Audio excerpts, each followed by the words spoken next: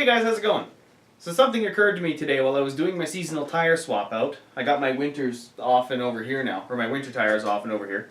All of my small air tools are kind of all over the place, like my air gun, tire filler, and tire pressure gauge.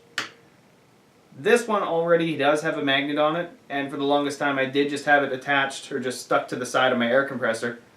But that's kind of annoying to access when I, pile stuff in front of it. So, it's not the most convenient. But then something that occurred to me, I have a new air hose reel. It's metal. I could stick this to that.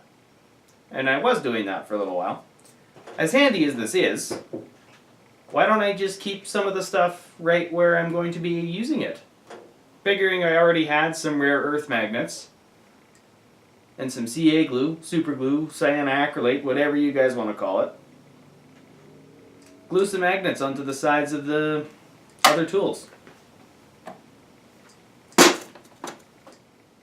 Seems like a pretty simple fix. Now all of the small tools are right where I'm going to need them.